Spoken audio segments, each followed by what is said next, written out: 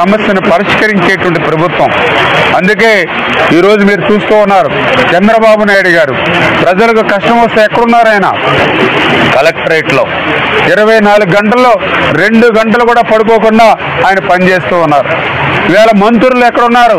ప్రతి డివిజన్లోనూ ప్రతి వార్డులోనూ ఇంటింటికి తిరుగుతూ ఉన్నారు. పాల ప్యాకెట్ల దగ్గర నుంచి అన్న పానీయాలు ప్రతి ఇంటికి అందజేస్తూ ఉన్నారు. ఇట్లాంటి కర్ర గట్ల మీద ఉన్నారు, కాలువ గట్ల మీద ఉన్నారు. గండ్లు పడినటువంటి ప్రాంతాల్లో మంత్రులు స్వయంగా మరి ఇటువంటి వానల్లోనూ జోరు వర్షంలోనూ కూడా పనిచేస్తూ ఉన్నటువంటి పరిస్థితి. మంత్రులు ముఖ్యమంత్రులే కాదు, మా తెలుగుదేశం జనసేన బీజేపీ కార్యకర్తలు సైతం ఈవేళ ప్రజలందరికీ కూడా అండదండలు అందిస్తున్నటువంటి పరిస్థితి. మేము ఈవేళ అడ్డుకట్ట నేసుకెళ్ళగాం. ఈవేళ ఎంత చూస్తూ ఉంటే కనిపిస్తూ ఉంది కళ్ళకు కట్టినట్టుగా. ఏదైతే ఈ 3 బీచెస్ని కంప్లీట్ చేసిన వెంటనే మరి అవతల వైపు ఏదైతే మరి పొలాలు కనిపిస్తూ ఉన్నాయి, చెట్లు కనిపిస్తూ ఉన్నాయి, మరి ఏదైతే మొక్కలు కనిపిస్తున్నాయి, రోడ్లు కనిపిస్తూ ఉన్నాయి. నిన్నటి కూడా జలాశయాల మాదిరిగా ఉన్నటువంటి ప్రాంతం అంతా కూడా మరి వెంటనే విత్ అవర్స్లో తెరిపిస్తూ ఉందని అంటే రేపు రాబోయే 2-3 రోజుల్లో ప్రకృతి సహకరిస్తే విజయవాడలో మరి నీరు లేకుండా చేసేటువంటి పరిస్థితి ఈ గండ్లు పోడ్చడం ద్వారా ఈ రోజు వచ్చినటువంటి పరిస్థితి. అంతేకాదు ఇప్పుడే లోకేష్ బాబు గారు కూడా స్వయంగా పరిశీలించి అధికారులకి అందరికి కూడా డైరెక్షన్ ఇవ్వడం జరిగింది. ఏదైతే ఈ 3 గంటలను పోడ్చడం ఒక టాస్క్గా తీసుకుని మేము కంప్లీట్ చేస్తాం. కానీ ఇప్పుడే మళ్ళీ వెదర్ రిపోర్టు అదేవిధంగా కొద్దిగా స్మూత్ మెటీరియల్ కలిపి మిక్సింగ్ చేసి క్లోజ్ చేస్తాం.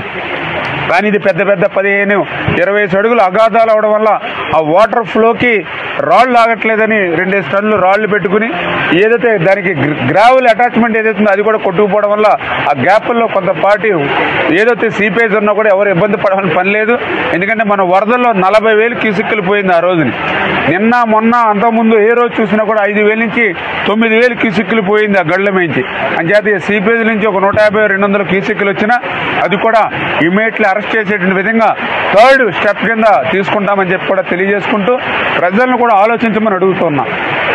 ప్రజలకి కష్టం వస్తే ఇవాళ ముఖ్యమంత్రి దగ్గర నుంచి కార్యకర్త వరకు మేమందరం కూడా వర్షంలోనూ వానల్లోనూ గాలిల్లోనూ గట్ల మీద ఉండి మేము పనిచేస్తాం.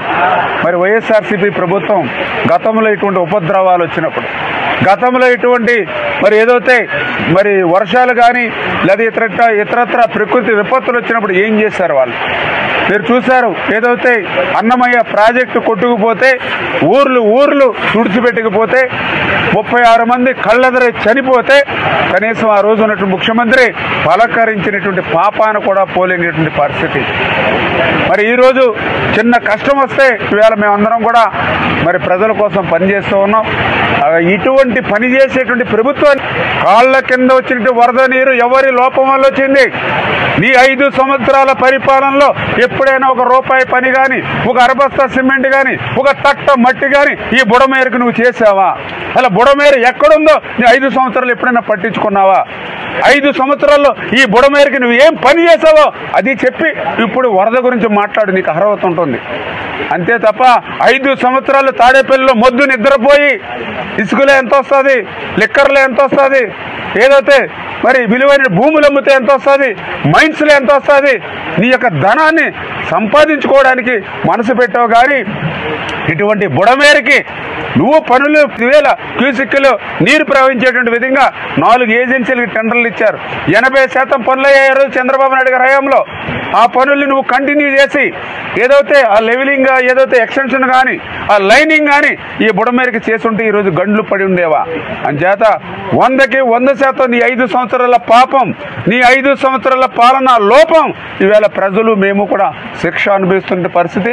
ఖచ్చితంగా ఏదైతే ఇప్పుడు మా ప్రథమ ప్రాధాన్యత రాజకీయాలు కాదు, ఇప్పుడు ఏదైతే ఆ గండ్లను ఏ రకంగా అయితే పూడ్చామో దాని నుంచి మరి ఏదైతే ప్రజలందరూ కూడా ఉపశమనం కలిగేటువంటి విధంగా రేపు భవిష్యత్తు కార్యక్రమం కూడా తీసుకుని ఇప్పుడు విజయవాడలో ఏదైతే వాటరు ఈ రోజు వరకు కూడా వస్తూ ఉంది కాబట్టి దాన్ని బయటికి పంపించడం ఇప్పటివరకు సాధ్యం కాలేదు, కొంతమేర పోయింది.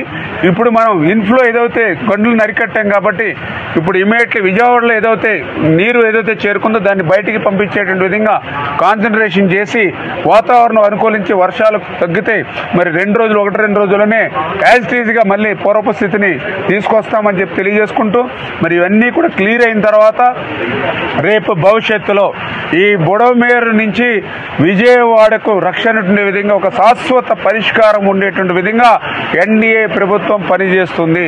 ఎందుకంటే ఈ బుడమేరు అనేది ఈ రోజనే కాదు, గతం నుంచి కూడా అనేక వరదలు ముంచెత్తి బుడమేరు అంటే విజయవాడకు ఒక దుఃఖదాయనటువంటి పేరు ఉంది. రేపు భవిష్యత్తులో